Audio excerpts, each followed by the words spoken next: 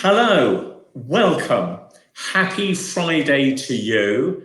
I'm Russell Pearce of CCS, and I've got the lovely Sam Pike, who is the Deputy Manager of the Carers Assessment Service. We'll be hearing from her and having a chat about carers and supporting carers in a moment. First, because I am in the Home First team, I just want to tell you very briefly about discharges from hospital and what you can expect as a carer and generally. So I'm a Home First agent with there's a team of 7 of us in Musgrove and Yeovil District Hospital. And what we do is we are contacted when people are in hospital and waiting to come out. Obviously very, very important for carers as to know what's going on and to have help when they get out. So what's been happening during this very, very difficult year is there's been a process called the discharge to assess.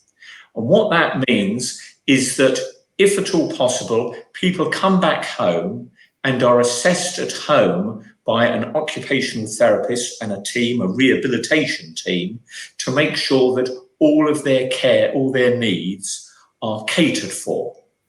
If it's the case that you as a carer and they need additional carers, then packages of care are either arranged through adult social care, social services, you can contact Somerset Direct so far as that's concerned, or if they're able to pay privately, it can be sourced for micro providers. What they are DBS checked by Somerset County Council, and they are private self-employed who can come and do personal care, domestic care, or whatever help is needed in the home. So we can help and source that. Also, other things, sometimes to make a micro environment, if you're not able to go up the stairs, then sometimes we help with regard to, again, getting micro providers in to get beds or anything that is needed moved around the furniture to get a micro environment. So that's how the Home First team, that's how we help. How we are notified, we're closely in touch with the Discharge to Assess team. Also, in the first few days and weeks when somebody comes home, a care company comes in and provides that help, so nobody is left alone. So I just wanted to get that in with regard to the Home First team and what happens when people are discharged from hospital. If you've got any inquiries or any thoughts about that or want any advice about that, always you can phone the CCS number, which is 01823 331 222. So that was just like a little separate bit with regard to the discharge team. And Sam, now to come to you, if that's all right. Lovely to meet you. Thanks very much for coming. You're very welcome. So Sam, first question for everyone out there. Who are you and what do you do? Well, I'm Samantha Pike. I'm the Deputy Manager for the Somerset NHS Foundation Trust. God, that's a mouthful, isn't it? I work for the Carers Assessment Service. Excellent. Yeah. What do I do? That's lovely. That is a mouthful. And what is it that you do and what does your team do? Okay. Well, you'd think that would be the easy question, but actually because carers are so different, actually what we can do to help people can really vary. There is a team of 17 of us. We're based across the county. That's 5 working with older adult carers, 5 working with adults of working age carers, 2 CAM specialists, so working with parent carers, with those under the age of 18, and a care support worker, as well as, well, there's quite a few of us, an employment support specialist for carers, and then the management and admin team. So the aim of our team is that we work with carers of those with mental health conditions. So if a carer is someone that's known to Somerset NHS Foundation Trust, mental health services, so potentially community mental health services, the crisis team, inpatient services, we are a team that can help support you. Brilliant. So Sam, if somebody starts off on the journey of contacting you and contacting your service, what sort of things happen from, I was going to say beginning to end, but at the beginning and then from there? How does it develop? What sort of thing happens for the carer? I probably need to point out that a carer's assessment is not in any way an assessment of your ability to care. It's not a judgment of you as a carer and how well you're doing. It's the opportunity to have a conversation and really understand what the impact of caring is on you, and then develop a support plan from that, whether that be signposting and advice to other support agencies out there that are best placed to help, whether it's helping understand the mental health condition, what that looks like for your loved one, what that looks like for you as a family, and how you can manage and deal with it. And also then I think having a place and a space that's just for you, because actually as a carer, one of the most important things is someone asking how you are and really meaning it. Yeah, no, that's lovely. So often in life we ask somebody how they are, but we're not really waiting for an answer. So if there's carers out there listening and watching and thinking, I want to get in touch, obviously, if it's any mental health issues, they can get in touch. And very, very important, as you say, it's not a matter of being judged or whatever. It's there to help. Yeah, absolutely. Working through the impact of that caring role, how it's affecting you, what would be the most helpful thing? And also sometimes it can be a bit of a minefield just starting out. What is carer's allowance? How do I access that? We don't make those financial judgments. We can't do that, but we can certainly help point you in the right direction of where to do that. Yeah. So that's lovely. And I'm glad you brought that up, carer's allowance and attendance allowance, because today I see it as a mixture of lots of tools and things that people could be interested in, and it's really for carers to choose what works for them. And one of them is attendance allowance, and they're not getting that. They can contact you, they can contact us. Your email address, I believe, is care@somersetft.nhs.uk, and they can always contact you through us, which is 01823 331 222. So attendance allowance is one thing. What else have you been finding, particularly in the last year, has been coming up for carers, and have you been able to help with? Taking a break for a carer is so important, and actually sometimes those breaks aren't going to be physically away from the person that you care for long. We've been in a very strange situation the last year where we've been locked down, and actually the impact of that on carers it's been huge, because things that people have always done that has helped them get away, they're not able to do anymore. So I know that we've tried to be a bit clever with some of the suggestions we can come up with, encouraging people to really be kind to themselves and take 5 minutes out just to have some self-compassion and some self-care, because actually as a carer you are amazing, and you are the one that's helping look after your loved one, and you also deserve to treat yourself with the same care and compassion that you treat them with. Yeah, that's a really, really good point, that carers are so kind and do so much for other people.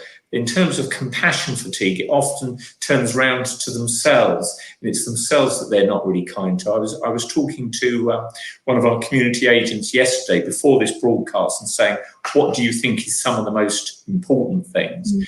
And she said two things. One, she said flowers. She said, it's lovely just to have flowers in the house or flowers in the garden and just relax and look at flowers. And secondly, she said that often carers, because they are so busy and they are so overwhelmed helping other people, they forget to relax for themselves. Just a bit of me time, just a cup of tea, look at the flowers, or do whatever. Everybody's different. I mean, I don't know about you, but in lockdown, the three things that have got me through is bubble baths. I never used to have bubbles. I love a bubble bath, listening to a podcast, mustard. I discovered mustard, and reading thrillers. I was always a bit of a snob with books before, and they had to be quite difficult. But now thrillers. I don't know about you. What's helped you get through lockdown? Ooh, getting out and walking the dog has probably been one of the best things. You know, really, it's been cold, it's been rainy, it's been horrible, but it's a change of scenery, which has been really nice to get out and walk the dog. And something I've discovered recently is YouTube. Oh, yeah. Yeah, no. YouTube workout videos, YouTube various things and bobs, which are really helpful. So you can walk a mile on YouTube and take in the scenery in Paris or up a mountain or something like that. So, you know, it's a different way of doing things. You're not leaving the house, but you're taking time out for yourself, doing something completely different.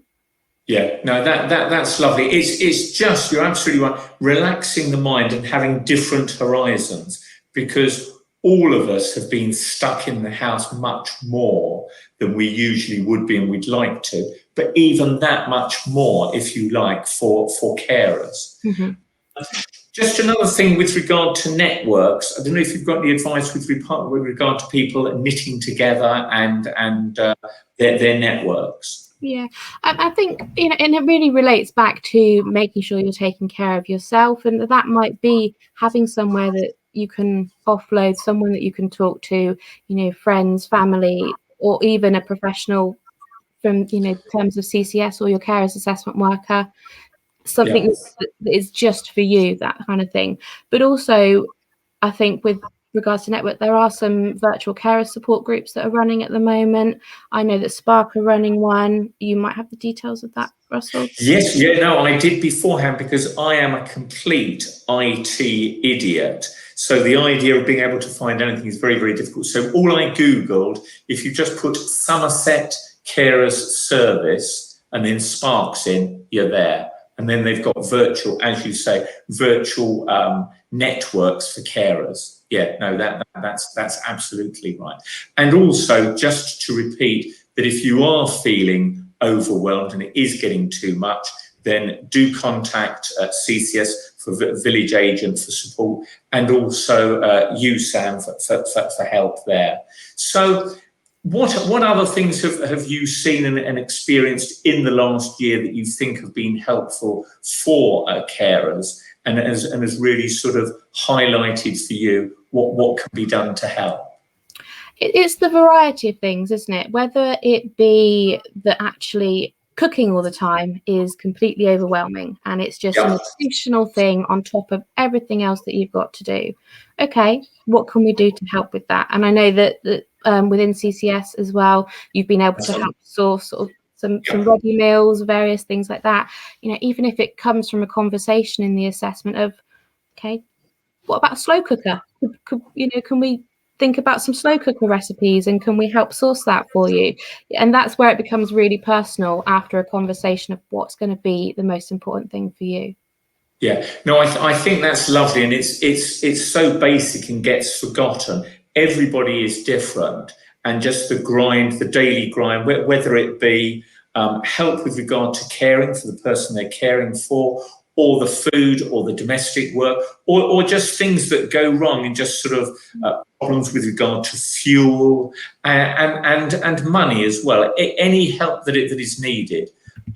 It's interesting that a friend of mine was saying that things were jogging along absolutely fine for him, but rather like a bottle, if it gets too near the neck, if things boil up too much and it overflows, it only needs a sort of straw to break a camel's back. So I think one thing we'd like to say to carers out there is, not only you are doing an absolutely marvellous job, but if it feels as if things are getting too much, then do get in contact. Don't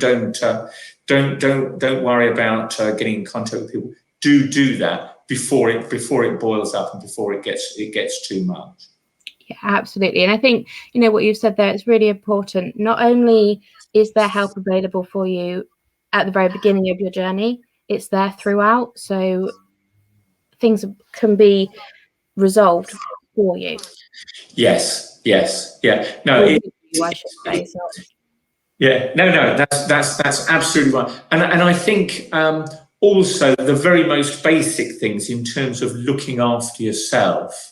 I mean, we know, and we should do for ourselves, to sleep well, eat well, exercise, and make sure that there's sort of the variety there. Everybody is unique and everybody is different. What I think of it is just one more practical thing that, as I say, I went round all my agents and asked for things that we could raise today, and that's that you are, if you are a carer, you're registered with the GP. Really important at the moment, especially with the vaccination programme as well.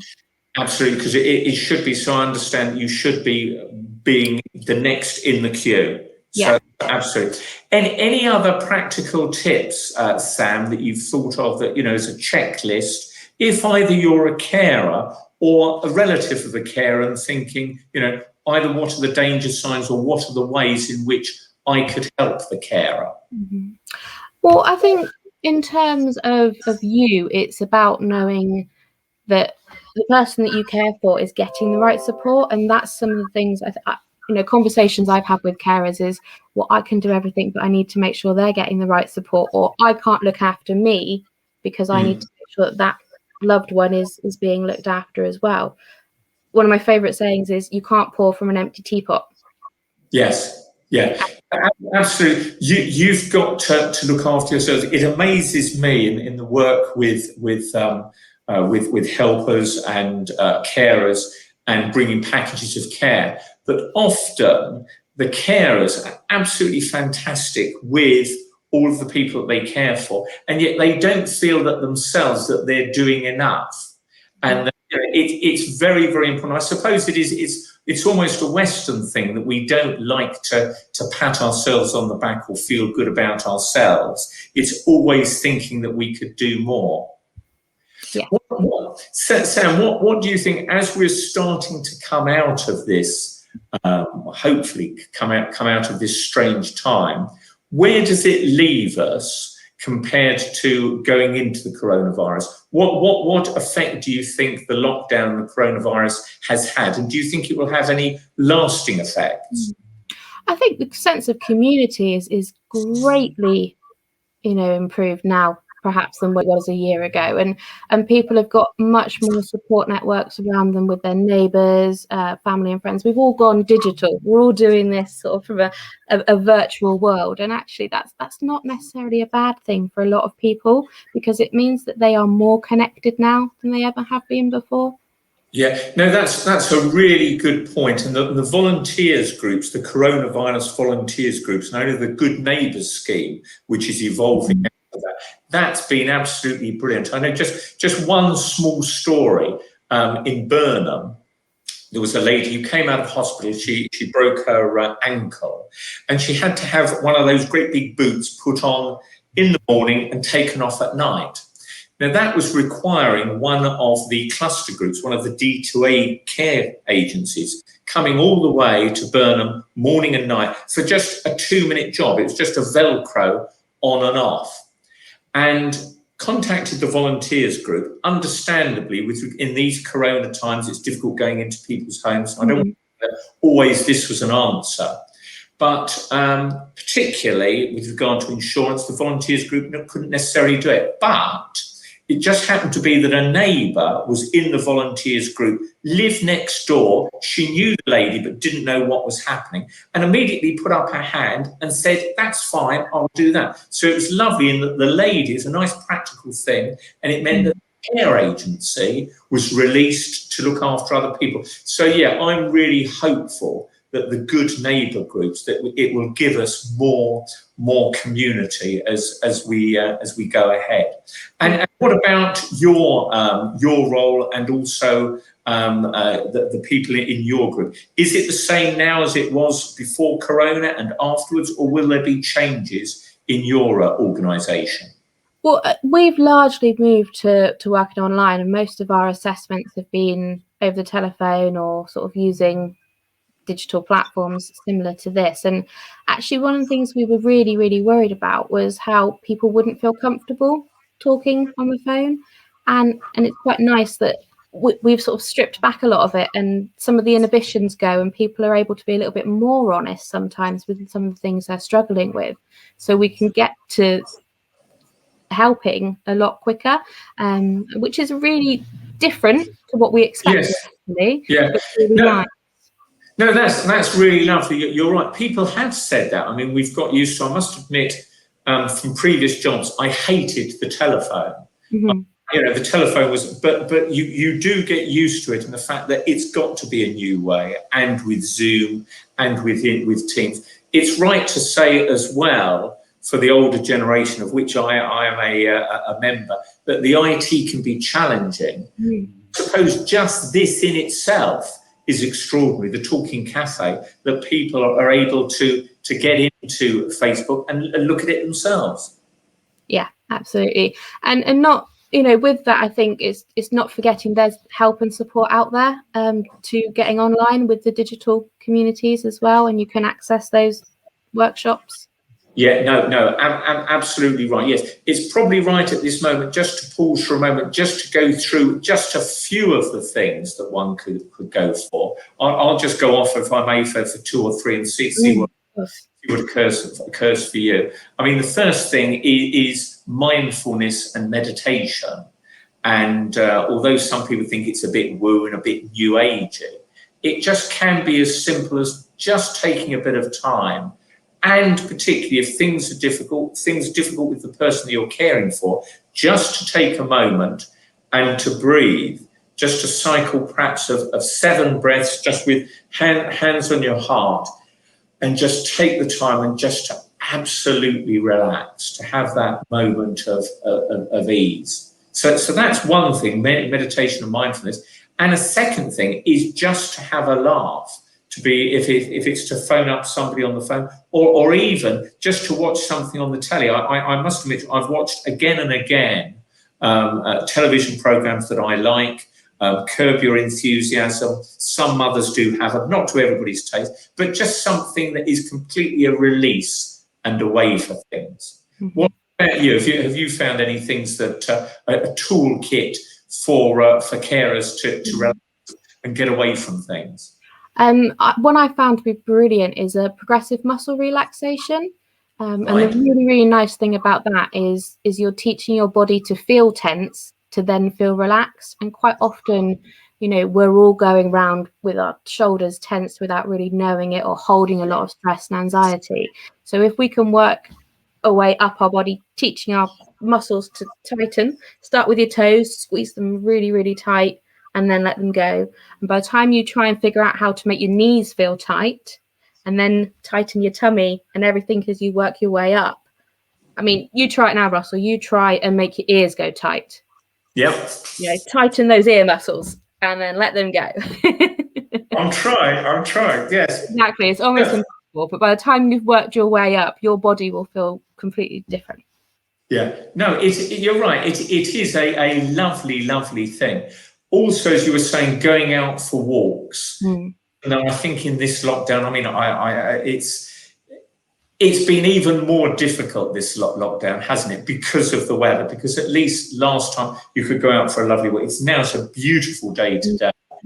But connecting with nature, and I don't know about you, but I've been watching sort of Autumn Watch, and you feel an extra something for animals and nature, because we haven't seen, we're almost sort of face and we're hungry to see people and to do things. So any of those things would be good for carers to get into.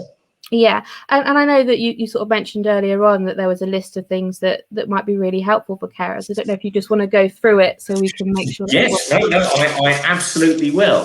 So what have we got here? So make sure you've got your own support network. We've talked about the Sparks thing. Here we are. Never be afraid to admit that you need help and to ask for it. It must be so hard, particularly when you're alone and feeling a bit isolated. Mm-hmm. Do reach out to people, because they are experienced and they do know. And you will get, as with you and I, hopefully we're sort of quite ordinary and easy and welcoming. It really will be the case. If you reach out, somebody will let you know. And I think a couple of others, somebody was saying that everyone is different and whatever works. Yes. So these days, hobbies I know that my wife's been through jigsaws. She's made some marvellous mosaics, some ceramic coasters. Wow. And the latest was soap, because we're in the kitchen here. And I don't know about you, but tea tree oil, I'm not keen on the smell of that all day. So whatever the soaps were, I wasn't so keen on that. So we're coming towards the end of our broadcast. Before we wrap up, I'd just like to say again that anybody who feels that they want any help at all can contact us or you, and I know the banner is going underneath. Just to finish off, Sam, what would you say as a sort of a final piece of advice and a final message that you'd want to give to carers out there if they're thinking of getting in contact? There's help there. You know, you are doing an absolutely amazing job as a carer. You don't have to do it on your own. We can support you, and whether that be coming from our service and our team that are specialists in mental health, or coming from CCS and your village and carers agents to support them as well. You know, I remember saying to someone, caring is not easy, but if you can eat well, you can stay active, you can try and sleep, and you look after you, you're part way there to being okay. Sam, that's absolutely brilliant. Thank you very, very much indeed. Just the last thing I'd like to say is that I know from my personal life that often when things do get too much, that's when it's very, very difficult to reach out. You might think you want to be strong, you might think you want to be judged. And I think it's really good that what you were saying there is that when people are helped, and with the assessment process, assessment is an unfortunate word because it sounds like something at school, an assessment at school. It's not. It's a checklist of looking at all of the things, and there are lots of tools, and hopefully carers have got some idea of all of the things that can help them. But please do get in contact. Don't bury it or keep quiet about it. Do get in contact, and it would be wonderful to speak to you and hear from you. Sam, it's been lovely speaking to you. Thank you so much for joining me. And until Monday, all of you out there, have an absolutely fantastic weekend. Thank you. All the best.